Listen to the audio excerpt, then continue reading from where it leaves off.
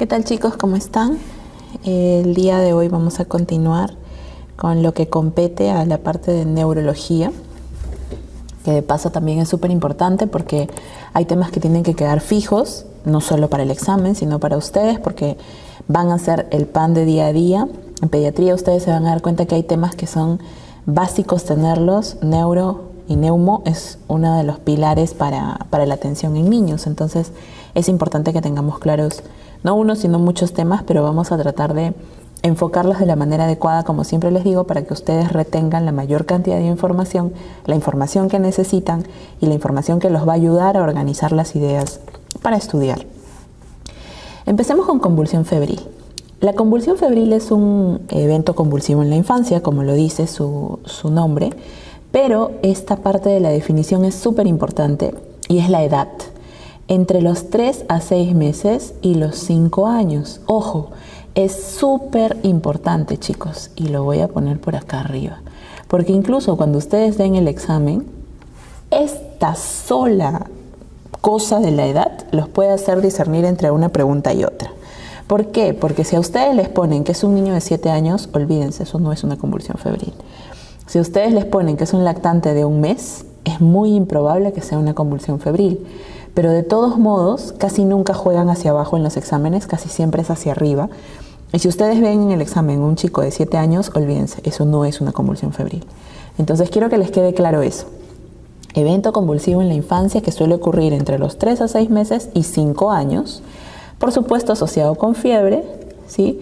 Pero esto también es súper importante, sin evidencia de enfermedad infecciosa intracraneal o causa definida. ¿Qué significa eso? Una meningitis, una encefalitis, y ahora lo vamos a ver también. ¿Ok? Entonces es importantísimo la edad y es importantísimo descartar infección del sistema nervioso central. Si cumple esas características, ok, piensen en convulsión febril. De lo contrario, duden de que pueda hacerlo. ¿Ok? Listo. Esto es súper importante entonces para la definición. Es un desorden neurológico muy frecuente en pediatría, definitivamente. Si estamos hablando de este grupo etario de 3 a 6 meses y 5 años, definitivamente la mayor incidencia la van a tener entre los 18 y los 24 meses. De hecho, estos niños van a tener al menos un episodio de convulsión febril en su vida. Dicen que es más frecuente en la población asiática, pero eso no nos excluye a nosotros de poder tenerla también con relativa frecuencia. Como la gran mayoría de infecciones en pediatría está asociada a infecciones virales preponderantemente y por lo tanto, como toda infección viral, se autolimita. Siempre es importante que nosotros enfoquemos la convulsión febril como dos grandes grupos, la convulsión febril simple y la convulsión febril compleja. En la convulsión febril simple es una convulsión febril aislada que no vuelve a aparecer en 24 horas. Si este es un paciente que ha llegado a la emergencia, presenta la convulsión febril, ya vamos a ver cómo se presenta todo esto, pero no es que al día siguiente me va a volver otra vez, porque otra vez convulsionó. Eso ya no es una convulsión febril, no es una convulsión febril simple, ¿ok? Está escapando de la definición de convulsión febril simple, que dicho sea de paso es la más frecuente. Miren, hasta el 80% de las convulsiones es una convulsión febril simple, ¿ok? Listo. Habitualmente, por supuesto, ocurre durante una intercurrencia viral, porque si nosotros nos ponemos a buscar cuál es la causa de la fiebre, entonces seguramente vamos a encontrar una infección viral subyacente. ¿Ok? Evidentemente va a durar menos de 15 minutos y esto es, ojo, la definición de estatus convulsivo, por lo tanto no es un estatus, por eso es menos de 15 minutos. De hecho, dura entre 3 a 4 minutos. Y son convulsiones tónico-clónicas generalizadas, son esas en las que se mueve todo el cuerpo, que a veces a nosotros nos parece como que wow, pero esto es súper aparatoso. No, es lo mejor que puede pasar, porque son descargas eléctricas completas, mejor dicho. No es que están cogiendo una sola parte, no es que se están focalizando en un solo lado, ¿ok? Distinto a la compleja, que es menos porcentaje, como ven aquí, que esta sí puede recurrir dentro de las 24 horas, que esta sí dura más de 15 minutos, por lo tanto esta sí es un estatus, ojo. Es importantísimo como en toda convulsión definir cuánto tiempo el niño está convulsionando. Muchas veces los papás no les van a dar esa información, pero más o menos es importante que lo estimemos de acuerdo a la anamnesis que podamos realizar. porque va a ser importante este tiempo para nosotros dar tratamiento y pronóstico, ¿ok? Aquí se acuerdan que en la simple eran convulsiones tónico-clónicas generalizadas. Aquí en la compleja son convulsiones focales. Quiere decir que hay una sola zona del cuerpo que está convulsionando. Quiere decir que hay una sola zona del hemisferio cerebral que está descargando, ¿ok? Eso lo hace de más riesgo, por supuesto. Incluso en esta pueden ocurrir parálisis de TOT, que es una zona del cuerpo que se ve abolida en movimientos, ¿no? Con respecto a la convulsión febril plus, se dice que es el gen más estudiado probablemente porque hay varios, actualmente hay muchos genes, más ahora que la genética se ha disparado, que definitivamente nos hablan de que hay una predisposición genética familiar, porque esto es en grupos familiares. Ojo, esto de la convulsión febril plus se ha estudiado en grupos familiares, ¿sí? No se ha estudiado de manera unilateral, ¿ok? Entonces hay que tener eso en cuenta siempre. Está asociada, sí, genéticamente. Van a haber relaciones con algunos antecedentes familiares por eso, pero se refiere básicamente a eso, es un gen, ¿sí? Entonces, ¿cuáles serán los factores de riesgo? La fiebre alta es el principal determinante, pero ojo, no necesariamente un niño con 40 grados de fiebre va a convulsionar y el que tiene 37,6 no va a convulsionar. Los dos pueden hacer convulsión febril. Entonces, ¿cuál es, digamos, lo más importante de esta convulsión febril? El ascenso de la temperatura. Son niños que ustedes se dan cuenta que se acercan a ellos y están con escalofríos. Le toman la temperatura de repente hasta hipotérmicos. Y de inmediato, 40 grados. De inmediato, 37,8. De inmediato, 39. Entonces, es ese ascenso de la temperatura rápido el que aumenta el riesgo de la convulsión febril. Sin embargo, obviamente, un niño con 40 grados de temperatura tiene un poco más de riesgo que el que no lo tenga, pero por este gen que vimos anteriormente y por la predisposición genética, los niños que van a convulsionar con fiebre van a convulsionar con 37,5, con 38 o con 40. Es exactamente igual, ¿ok? Definitivamente el riesgo es mayor con el virus del herpes simple. Sí, se ha descrito una mayor, digamos, un mayor riesgo, una mayor preponderancia. Y ahora vamos con la parte de los antivacunas. ¿Por qué? Porque hay dos vacunas que sí están relacionadas a las convulsiones febriles, la SPR y la DPT. Pero ojo, me pusieron ayer la DPT, doctor, y convulsioné. Usualmente eso no pasa, ¿ok? La DPT tiene un rango de días de 48 a 72 horas, por eso dice acá 3 días, para que nosotros pensemos que podría estar relacionado a la vacuna. Y la SPR, miren qué importante, recién es una semana después. O sea, no es que me pusieron ayer la vacuna y mi niñito ha convulsionado hoy, olvídense, eso no es la vacuna. Y hay que tenerlo súper claro para poder explicárselo a la mamá y al papá que vienen angustiadísimos porque piensan que porque lo vacunaron entonces se está convulsionando. Está descrito, es verdad, sobre todo con estas dos vacunas. De hecho, no es muy frecuente, pero pasa. Pero acuérdense, la DPT son 72 horas o 3 días y la otra son prácticamente una semana a 2 semanas después, ¿ok? No antes. Y la genética, como ya les dije, que se han estudiado grupos familiares buscando genes de predisposición, que por supuesto existen. Entonces, como les iba diciendo, lo más importante, como en toda patología en medicina, será la historia clínica. Ustedes tienen que asegurarse de la información que les está trayendo mamá y papá. Y por lo tanto tienen que hacer un examen físico completo y detallado, porque acuérdense que ¿qué están estudiando? Fiebre. No están estudiando ninguna otra cosa. Entonces hay que buscar la causa de la fiebre, ¿ok?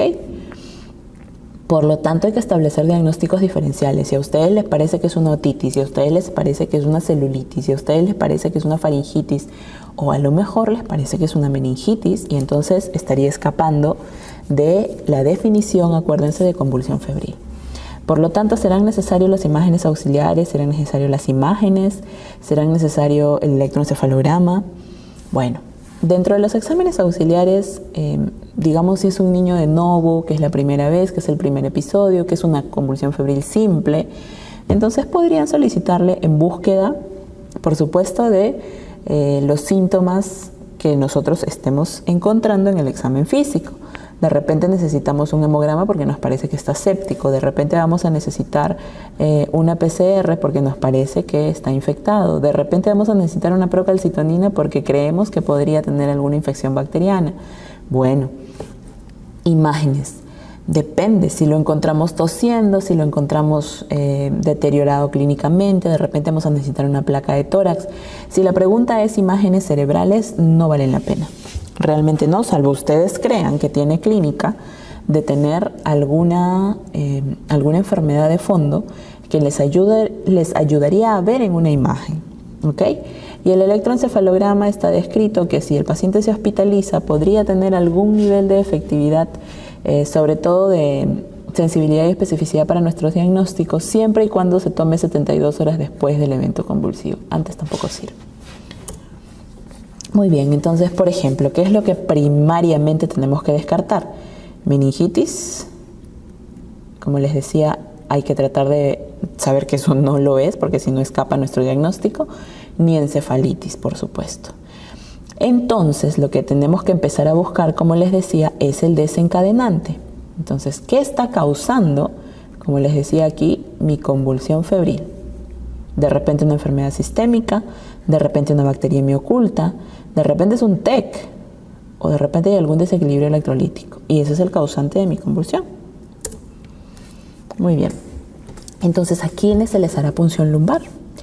Bueno, la punción lumbar se hará primariamente para descartar meningitis, cualquier infección también en el sistema nervioso central. En los niños muy chiquitos, una convulsión febril en un niño de menos de un año definitivamente necesita una punción lumbar. ¿Por qué? Porque es un niño que habitualmente no está vacunado para la influenza y no está completamente vacunado tampoco para el neumococo. Entonces, si nosotros no podemos determinar el estado de vacunación del niño, hagámosle una punción lumbar para buscar en ese rango de posibilidades que éstas sean los responsables de la convulsión. Y de repente también viene un paciente que dice, ¿sabe qué? Mi niño ya ha estado recibiendo tratamiento porque me dijeron que tenía una infección urinaria y entonces le hemos dado tratamiento y de repente llega por una convulsión febril. Bueno, ¿a ustedes les consta que eso no sea una MEC? Porque como fuere, la gran mayoría de antibióticos cubren los gérmenes de la MEC, si bien es cierto no todos llegan al sistema nervioso central, pero cubren y lo pueden ocultar parcialmente. Entonces, estas tres indicaciones son indicaciones de punción lumbar, ¿ok? Listo. Quedamos en el tratamiento, pues lo primero es manejar la convulsión. Si les llega convulsionando, pues verán circulación, vía aérea, respiración, el ABC. Manejarán la fiebre, porque si está convulsionando y yo sé que está convulsionando por la fiebre, pues le bajo la fiebre. No tengan miedo de aplicar medios físicos, no pasa absolutamente nada, solo que tienen que ser aplicados adecuadamente. El agua para bajar la temperatura no es agua fría, ni es agua caliente, es agua tibia para que el cuerpo genere una suerte de diferencia de temperaturas y con eso baje, ¿ok? De hecho, siempre estará indicado el paracetamol para esos casos. El fenobarbital es todavía un medicamento discutido, pero sí tenemos que bajarles la temperatura, ¿ok? Lo importante en todo esto, y estoy totalmente de acuerdo con esta diapositiva, es buscar cuál es el origen de la fiebre. Porque si nosotros encontramos el origen de la fiebre, ya controlamos la convulsión. Porque vamos a poder detener esta fiebre y vamos a poder vigilar y hacerle seguimiento a la enfermedad de fondo. Definitivamente la parte más difícil es calmar la ansiedad de los padres, porque ustedes le van a tener que explicar que esto es una convulsión febril y que puede que sea el único y último episodio de toda su vida. Pero para el papá, ese niño, doctor, ¿se puede volver epiléptico? Doctor, ¿no le causó daño a sus neuronas? Doctor, ¿se va a convertir en un niño paralítico? Y todas esas preguntas ustedes las tienen que descartar porque ustedes saben que no es así. ¿Ok? Algunos niños reciben profilaxis. La verdad que no todas las líneas de investigación están de acuerdo con la profilaxis. La profilaxis de hecho es intermitente o continua. Se utilizan el fenobarbital, el ácido valproico y el diazepam, sobre todo en los periodos en los que los niños están con fiebre, para evitar la convulsión. Como no todos han tenido gran efecto, no se indica de manera rutinaria, salvo que tengan episodios repetidos, ¿ok? Muy bien. Ahora hemos dicho que una de las cosas que tenemos que definir que no es la meningitis. Entonces vamos a ver qué es una meningitis. La meningitis definitivamente, como su nombre lo dice, es la inflamación de las meninges, ¿ok? Y también tenemos que acá distinguir lo que es la encefalitis, que es la inflamación del parénquima, por eso es encéfalo, ¿listo? Entonces la meningoencefalitis pues será algo que involucra a ambas estructuras, ¿ok? Listo, hasta ahí tenemos que estar claros, porque no es lo mismo.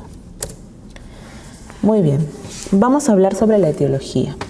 Definitivamente en pediatría la etiología tiene mucho que ver con la edad. Entonces miren, vayamos a esta primera parte. Niños menores de 1 mes. En los niños menores de 1 mes, acá ven en amarillo que casi el 50% se va a deber al estreptococo del grupo B agalactiae. ¿Por qué? Porque es un germen del tracto vaginal. Es un germen que coloniza y por lo tanto es un germen que probablemente vino de la mamá, ¿sí? También la Escherichia coli, como un bacilo gram negativo, colonizador también de esa zona, principalmente los niños que han nacido de parto vaginal. Si van creciendo por encima ya de los 3 años hasta los 35 meses, viene ya la predominancia del neumococo, porque eso no es otra cosa que el neumococo. Cada vez que ustedes lean ese nombre feo, eso es el neumococo. Y mantiene su predominancia de etiología para la meningitis hasta prácticamente la mayoría de edad. Ahora vamos al otro lado. Ahora vamos a hablar de la encefalitis. De la encefalitis, definitivamente la gran mayoría, por no decir el 90%, son responsables los virus, ¿sí? A la cabeza el enterovirus, ¿sí? ¿Cuáles? El ecovirus, el coxsackie, el poliovirus, etc. También el herpes simple, también el varicela zoster, el Epstein-Barr. Muchos en verdad lo podrían causar. Y de hecho también lo podrían causar algunas bacterias, ¿no? Atípicas, les decimos, micoplasma. Hongos, ¿por qué no? Parásitos, el toxoplasma, las amebas de vida libre, que en verdad termina siendo un caos, ¿ok? Entonces es importante que nosotros definamos eso cuando estamos hablando de las encefalitis virales, ¿ok? Muy bien, ¿qué vamos a hacer entonces? Vamos a hacer claramente una punción lumbar, ¿no es cierto? Es lo que corresponde, porque tenemos que estudiar el líquido cefalorraquídeo, que seguramente nos va a dar muchos indicios para orillarnos a tal o cual patología. Pero no se olviden nunca que cuando están hablando de una encefalitis, lo que tienen que buscar son signos del parénquima cerebral. Pero cuando están hablando de una meningitis, lo que tienen que buscar son signos y síntomas de las meninges. No es lo mismo, ¿sí? Muy bien. Acá tienen a un recién nacido sano y acá tienen a un niño sano, ¿ok? Entonces estos son los valores aproximados de estos dos sanos. Por lo tanto, acá vamos a ver en esta primera parte cómo nosotros podríamos estar frente a una infección bacteriana por este lado, en la que definitivamente el líquido cefalorraquídeo nos puede dar algún tipo de señal. Miren cómo normalmente en un niño sano tenemos la cantidad de glucosa en el líquido cefalorraquídeo. Miren la cantidad de proteínas en miligramos por decilitro, a veces en gramos por litro, dependiendo del valor que te dé el hospital. Y normalmente no deberíamos tener neutrófilos y podríamos tener algunos mononucleares. Miren lo que pasa cuando hay una infección bacteriana. Se reduce a la mitad la glucosa con respecto a la sérica. Entonces la glucosa baja. Acá tienen. Las proteínas suben. ¿Sí? Y entonces encontramos polimorfonucleares predominantemente altos. ¿Sí? Ahora imagínense que estamos más bien sospechando de que hay una infección viral. Acá está. En este caso, miren, tenemos como referencia el enterovirus, que es, digamos, uno de los más estudiados, por eso es nuestra referencia. La glucosa, más bien, está en más de la mitad de la sérica. Las proteínas se encuentran o normales o altas. Y la relación de polimorfonucleares y mononucleares son aproximadamente o en promedio el 50%. Entonces digamos que tenemos como un 50-50. Y otra cosa que tenemos que tener súper en cuenta nosotros en nuestros estudios en general es a la gran simuladora de la tuberculosis. ¿Ok? También van a encontrar a la glucosa baja, eso también es un dato importante porque es marcador para la tuberculosis. Las proteínas van a estar súper altas y hasta ahí estamos muy parecidos, miren a quién, a la infección bacteriana. Y más bien vamos a encontrar a los mononucleares tremendamente disminuidos, ¿ok? Y en verdad esto es un poco relativo porque dice alguna literatura que más bien los encuentran bastante aumentados. ¿Ok? Pero lo preponderante es que aquí predominan los mononucleares, ¿sí? Y los neutrófilos en verdad, como ven, están bajos. Entonces no se olviden que es importantísimo el estudio líquido cefalorraquídeo para que ustedes puedan decir qué cosa es, al menos desde el punto de vista laboratorial, hacia dónde se van a orillar para dar el tratamiento. Muy bien. ¿Y por qué? Porque tenemos que definir qué vamos a dar de tratamiento. Número 1, si es un estreptococo, que como les he dicho es el más frecuente, primero tenemos que definir si es penicilino sensible o penicilino resistente. ¿Ok? Si es penicilino sensible pero no es susceptible a si es penicilino resistente o no susceptible y más bien es susceptible a cefalosporina, o si es una penicilina y cefalosporina no sensibles. Entonces, ¿qué hacemos? Habitualmente el estándar es aplicar la penicilina G o la ampicilina a esta dosis de 200 a 400 miligramos por kilo, pero acuérdense cada 6 horas.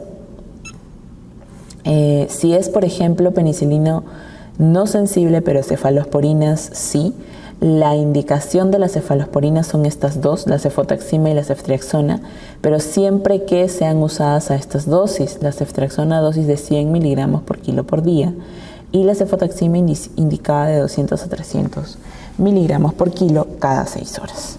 ¿Ok? Como alternativa estará siempre el meropenem, ¿sí?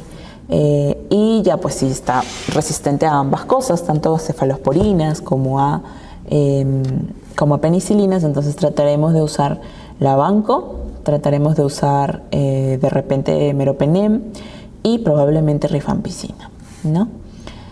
Si estamos hablando de Neisseria, miren nuevamente la penicilina G y las cefalosporinas de tercera generación van a ser nuestro caballito de batalla.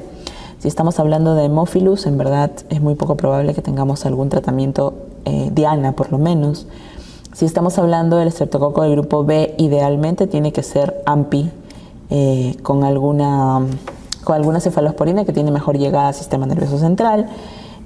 Igual si es Listeria, igual si es E. coli. ¿Ok? Muy bien. Ahora pasemos a la parte en la que muchas veces, digamos, es responsable de que nosotros tengamos, ¿qué les digo? Una responsabilidad muy alta al momento en el que damos los antibióticos. ¿Por qué? Porque muchos de los antibióticos que damos tienen como función preservar la función renal para que no llegue la infección, pero también tenemos como, digamos, objetivo o como nuestra prioridad tratar de hacer de que el antibiótico que estemos dando proteja el riñón siempre. Por lo tanto, si nosotros sabemos que hay algún antibiótico que hace que la función renal no sea la adecuada, entonces hay que tratar de no usarlo o de usarlo en las dosis importantes, porque el riñón es un órgano que tenemos que proteger por dos motivos básicos. Número uno, porque se encarga de depurar ¿Y qué cosa depura el riñón? Depura medicinas, que las vamos a usar siempre. Depura toxinas, que de alguna manera vamos a tener siempre. Y además depura metabolitos. Y el riñón también se encarga de otra función súper importante, que es el medio interno. Por lo tanto, el riñón nos va a cuidar cuando nos deshidratamos. El riñón nos va a cuidar cuando tenemos una sobrecarga hídrica. Y el riñón nos va a cuidar cuando tenemos algún tipo de alteración de electrolitos. Por lo tanto, es un órgano súper noble que tenemos que proteger siempre y que tenemos que preponder a que sea nuestro foco. ¿Ok? Vamos a empezar con un tema que es bastante preguntado en los exámenes, eso es siempre viene de esta manera, que es el síndrome urémico hemolítico. ¿Sí? El síndrome urémico hemolítico no es sino una microangiopatía. ¿Sí? ¿Qué significa eso? Vasos. Relacionado a vasos. Si es micro, será vasos pequeños. ¿No es cierto? ¿Por qué se caracteriza? Anemia hemolítica microangiopática. Bueno, es una hemoglobina menos de 10 habitualmente. Trombocitopenia, las plaquetas, menos de 150.000. Y por supuesto, hay una insuficiencia renal aguda. ¿Y cómo lo definen en pediatría? Una creatinina por encima del percentil 97 del rango relacionado a la edad. Por favor, nunca se olviden eso. Los valores de creatinina no es algo que se los tienen que meter en la cabeza, pero sí es algo que a ustedes les va a llamar la atención tremendamente cuando tengan un valor de creatinina que no es el habitual al que normalmente reciben. Y cuando sepan que además tiene anemia y tiene plaquetopenia, pues busquen la posibilidad. ¿Ok? Por lo tanto, esta es la causa más frecuente de insuficiencia renal aguda en la infancia.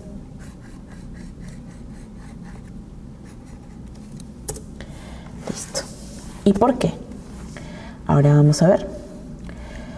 Les decía que normalmente en nuestro país, en clases anteriores, hablábamos que todavía las infecciones siguen siendo la mayor causa de mortalidad. ¿No es cierto? Causa de mortalidad. Y dentro de esas infecciones tenemos dos grandes. La famosa y conocida neumonía y la diarrea. Y miren qué casualidad. Toxina Shiga Light. Y miren qué germen está aquí. El ya conocido neumococo. Existen dos tipos de formas de presentación de este síndrome. Uno es el típico y el otro es el atípico. Por supuesto, el típico será el más frecuente, pero miren lo que pasa. Es una diarrea. Es una diarrea acuosa que luego empieza a ser disentérica. No, acuérdense, es una shigelosis muy probablemente. Entonces, la morbilidad, si bien es cierto, es baja, si bien es cierto, no es muy frecuente aquí la falla renal, y la recurrencia es aún menos frecuente. Entonces lo que tenemos que hacer es darle tratamiento de soporte, básicamente hidratación, y si lo requiriera diálisis. O sea, tampoco es que estemos hablando de de algo tan sencillo, ¿ok? Y cuando no es el típico, definitivamente podría estar asociado a glomerulopatías primarias, podría estar asociado a colegenopatías, podría estar asociado a desórdenes vasculares. ¿Qué síntomas va a presentar? Porque el neumococo no es un germen de diarrea. O no hay síntomas, es un portador asintomático, ahora en esta pandemia lo conocemos mucho más a este término, o es, el foco respiratorio. ¿Ok?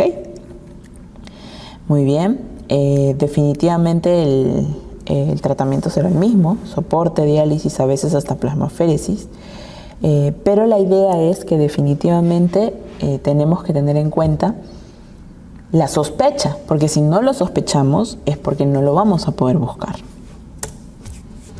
¿Cuál será el tratamiento? El tratamiento es básicamente de soporte, ¿sí? Obviamente tenemos que hacer mucha atención en la hidratación. Y si el paciente tiene una hemoglobina menos de 6, pues hay que transfundirlo. Si tiene descompensación hemodinámica, pues hay que transfundirlo. Menos de eso, mejor dicho, por encima de ese valor, es poco probable la alteración hemodinámica, es poco probable el deterioro clínico del niño, es poco probable muchas cosas, ¿sí? Por eso es que es importante el tratamiento de la anemia en la etapa aguda. La trombocitopenia, por ejemplo, definitivamente va a tener que ver con que les transfundamos plaquetas. Y acuérdense que, nuevamente, las transfusiones tienen que ser solamente si hay sangrado activo, ¿sí? Porque es más prudente no manejar volúmenes tan altos, pero sí definir si necesita o no necesita transfusión, ¿ok? Inevitablemente, si ustedes van a tener, ¿qué les digo?, alguna manifestación, ¿ok?, de este síndrome, pues una de ellas puede ser la hipertensión arterial, ¿ok? Entonces, ¿qué va a causar esto? Síntomas neurológicos severos. Como así, de repente va a tener unos dolores de cabeza intensísimos, de repente va a empezar a tener dificultades para poder hablar a nivel del sistema nervioso central, todo. Entonces, estos síntomas neurológicos definitivamente van a poder estar estableciendo lo que es un SHU atípico. Idealmente deberíamos ofrecer plasmaféresis. Si nada funciona y todo fracasa, entonces es importante la terapia de reemplazo renal, ¿ok?, que es la diálisis peritoneal cuando están en su fase aguda. Listo.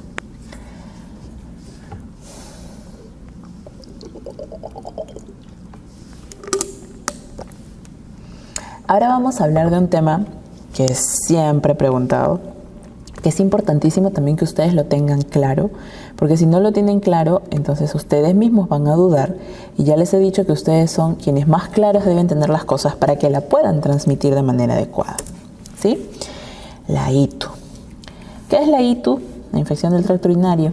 Es la colonización, invasión, multiplicación en la vía urinaria de microorganismos patógenos. Ojo. Definitivamente en los menores de 1 año es más frecuente en el varón, y en los mayores de 1 año es más frecuente en las niñas. ¿Ok?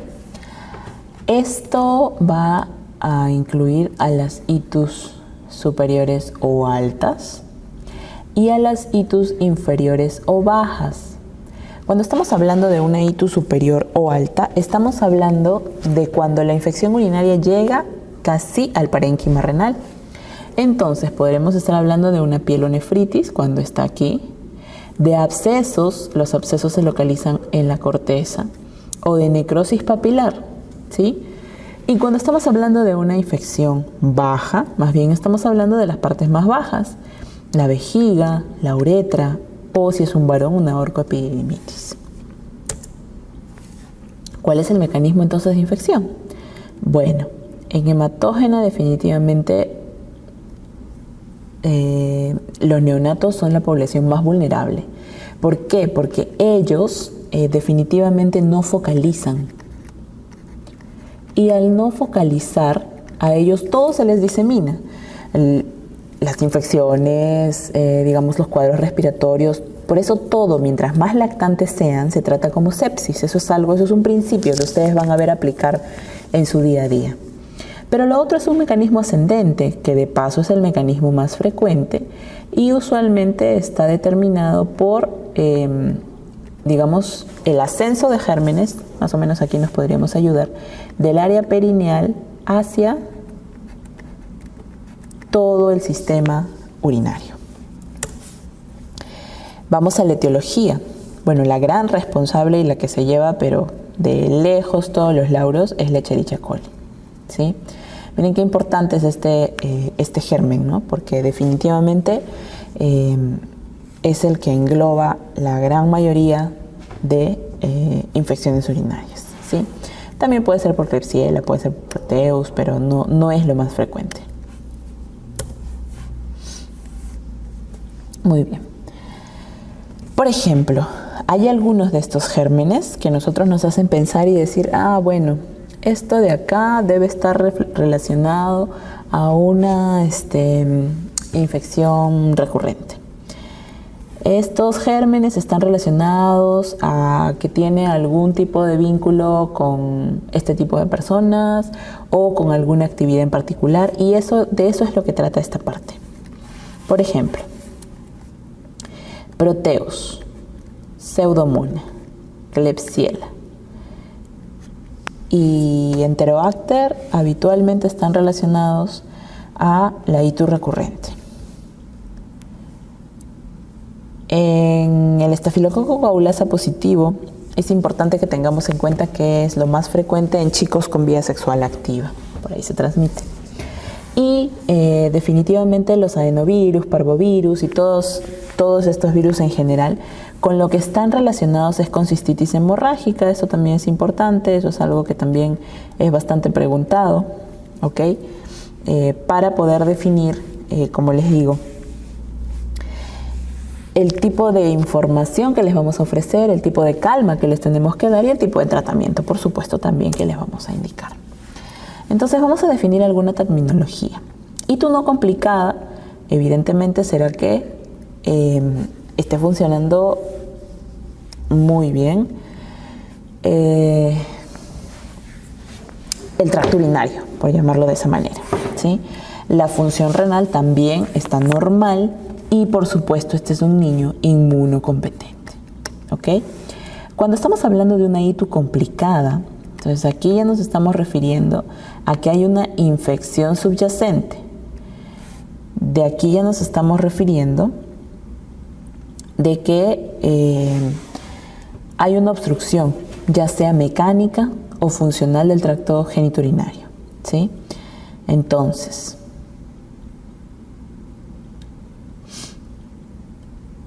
sí, incluso podríamos llegar a trasplante renal.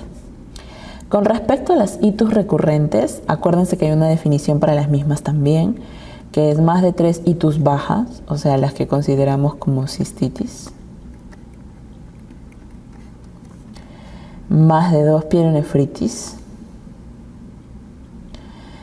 o una pielonefritis más una itus baja. En la itus atípica, lo que es importante es descartar la sepsis, porque se supone que la estamos pensando, ¿ok? O que esté aumentando la creatinina, ya sea por falta de respuesta a tratamiento, ya sea por lo que fuere, pero en algún momento entonces este niño no está yendo favorablemente.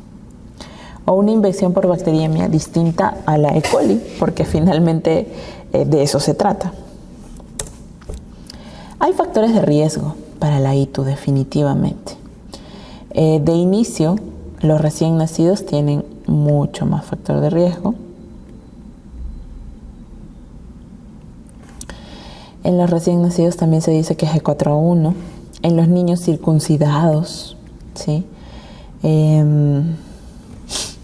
Y por supuesto, si los niños tienen algún tipo de malformación renal o este factor que es tan importante preguntar en la anamnesis.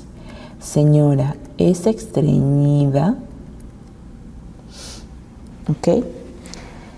Recuerden que este factor de riesgo per se, como constipación, ya puede ser un mayor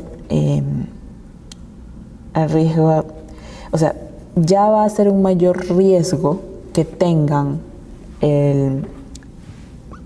infección urinaria. ¿Y esto por qué? Porque hay traslocación bacteriana, ¿no? Entonces es importantísimo tener en cuenta que esta debe ser una pregunta que sí o sí tenemos que hacer en la anamnesis. Ok.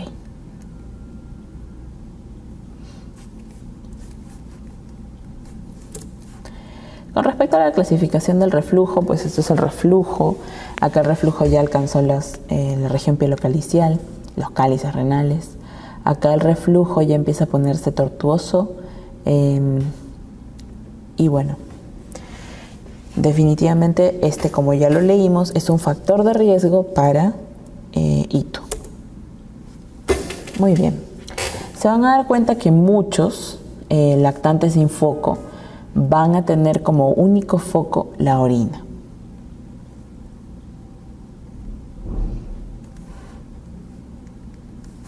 Listo.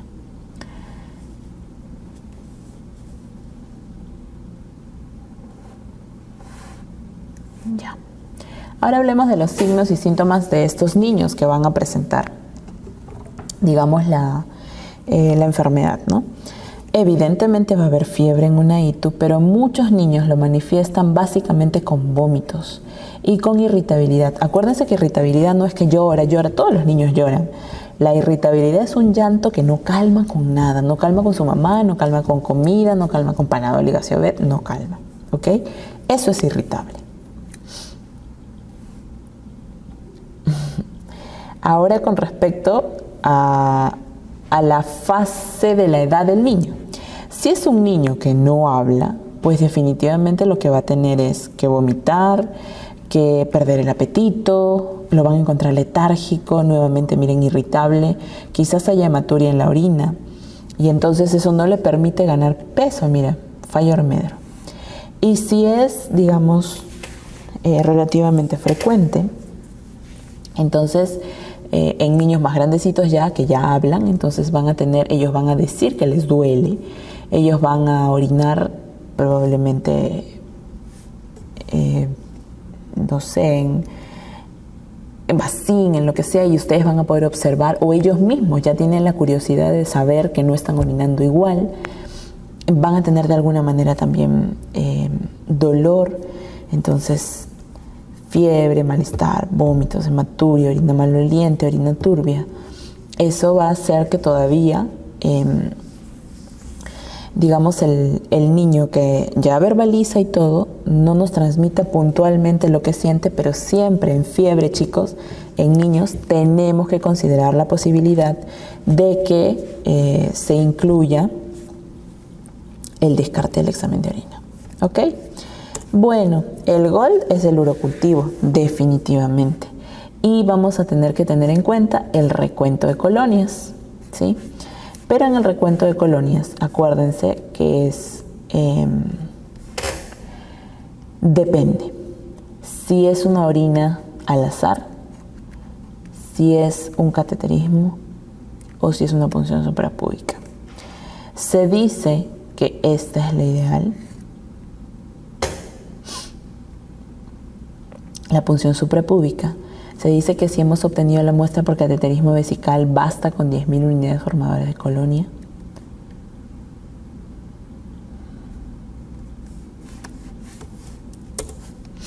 Muy bien. Entonces, ¿qué pedimos? Bueno, pediremos un hemograma, leucocito, sobre todo para ver si hay desviación izquierda. ¿Para qué pediremos el PCR y la procalcitonina? Para descartar que sea bacteriano.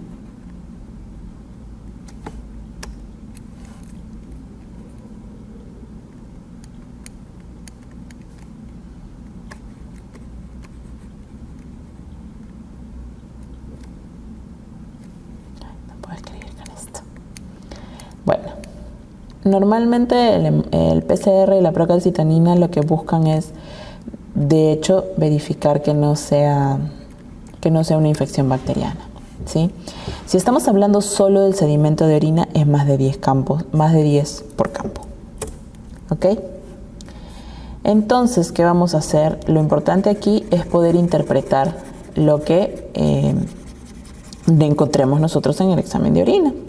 Entonces aquí, por ejemplo, acuérdense que los leucocitos y los nitritos positivos definitivamente son de los que más especificidad tienen para poder considerar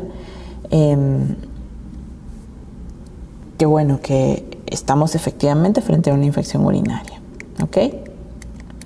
Acuérdense que mientras más juntos estén estos dos, los leucocitos y los nitritos como marcador, más seguros estaremos nosotros también de estar haciendo realmente como debe nuestro trabajo, porque es bastante más específico de esa manera.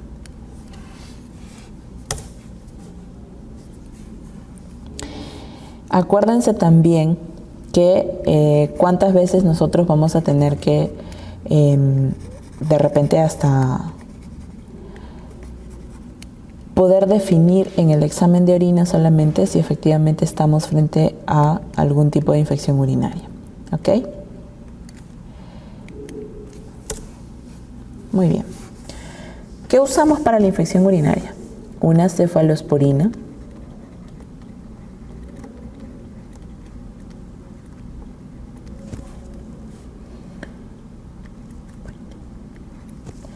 ¿qué otra cosa vamos a usar? Gentamicina, ¿sí? O amikacina idealmente.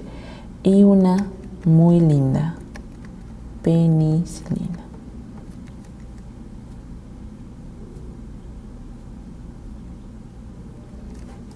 Muy bien. Tenemos que focalizar dosis, chicos. Miren. Si estamos hablando de ceftriaxona, la dosis para ITU en ceftriaxona es de 75 a 80 miligramos por kilo. Si estamos hablando de gentamicina, la dosis será a 7.5, pero es por dosis. Y si estamos hablando de amoxicilina, pues bastará de 20 a 40 miligramos por kilo, aunque últimamente estamos usando todos como tope 50, ya no usamos menos. Y por supuesto la cefalexina, ¿no? Que también podría reemplazar de alguna manera cuando no tenemos las otras opciones. La profilaxis antibiótica en los niños con reflujo vesicolateral, si bien es cierto reduce los episodios de ITU, no va a disminuir la incidencia de las cicatrices renales, no va a evitar que les dé. Entonces a veces es importante comunicar y bueno, dentro de alguna manera tratar de que los papás también se vean involucrados en el tratamiento.